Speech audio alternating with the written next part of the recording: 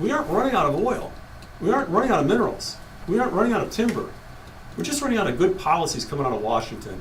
From the Arctic National Wildlife Refuge and Alaska's National Petroleum Reserve to the proposed Ambler Road and a restriction of 28 million acres of public lands in Alaska, Governor Mike Dunleavy is frustrated with the 66 sanctions the Biden administration has issued directly affecting Alaska. The cost to America, what is the cost to Alaska when a particular project or a particular play, whether it be oil, mining, even timber, is shut down?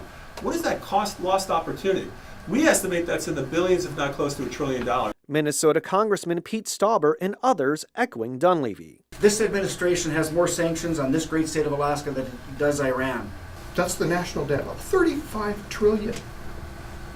And we are forced to purchase from our enemies. Also addressing national security concerns, Senator Dan Sullivan talked about his efforts to revive the proposed Ambler Road project through the defense bill.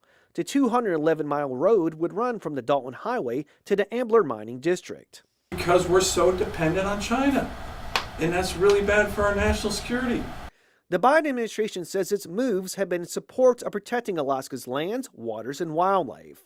A statement from the White House press room earlier this year saying in part, quote, "These natural wonders demand our protection. As the climate crisis imperils communities across the country, more must be done.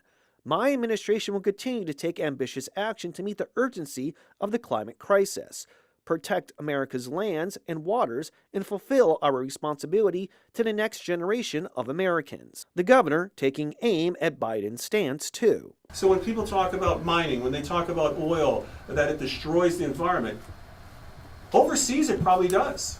Overseas where we don't have the environmental regulations that we have here in Alaska, it probably does.